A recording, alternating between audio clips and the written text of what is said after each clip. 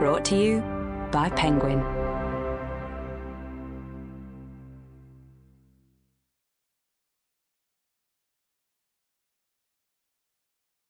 Waterlog, A Swimmer's Journey Through Britain, by Roger Deakin. Read by Roy Mcmillan. This summer I went swimming. This summer I might have drowned. But I held my breath and I kicked my feet and I moved my arms around. Loudon Wainwright III, Swimming Song. Who would not be affected to see a clear and sweet river in the morning grow a kennel of muddy land water by noon and condemned to the saltness of the sea by night? John Donne, Devotions 18. Chapter 1. The Moat. The warm rain tumbled from the gutter in one of those midsummer downpours as I hastened across the lawn behind my house in Suffolk and took shelter in the moat. Breast-stroking up and down the 30 yards of clear green water, I nosed along, eyes just at water level. The frog's eye view of the rain on the moat was magnificent.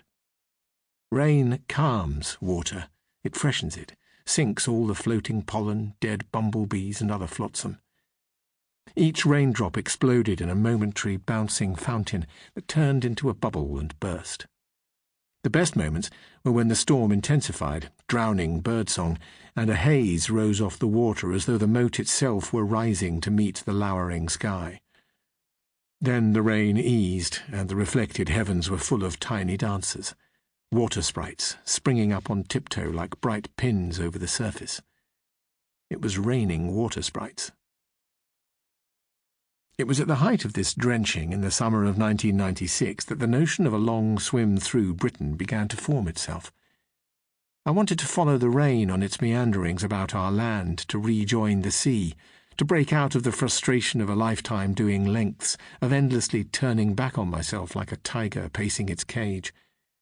I began to dream of secret swimming holes and a journey of discovery through what William Morris, in the title to one of his romances, called The Water of the Wondrous Isles.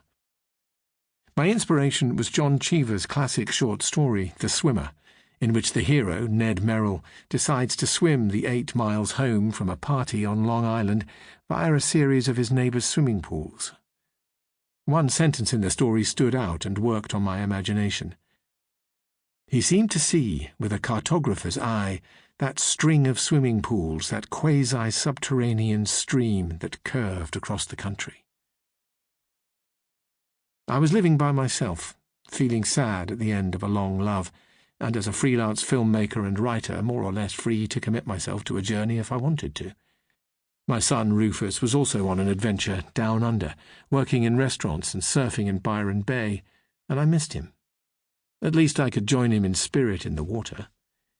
Like the endless cycle of the rain, I would begin and end the journey in my moat, setting out in spring and swimming through the year. I would keep a log of impressions and events as I went. My earliest memory of serious swimming is of being woken very early on holiday mornings with my grandparents in Kenilworth by a sudden rain of pebbles at my bedroom window aimed by my Uncle Laddie, who was a local swimming champion and had his own key to the outdoor pool. My cousins and I were reared on mythic tales of his exploits, in races, on high boards, or swimming far out to sea, so it felt an honour to swim with him. Long before the lifeguards arrived, we would unlock the wooden gate and set the straight, black, refracted lines on the bottom of the green pool snaking and shimmying.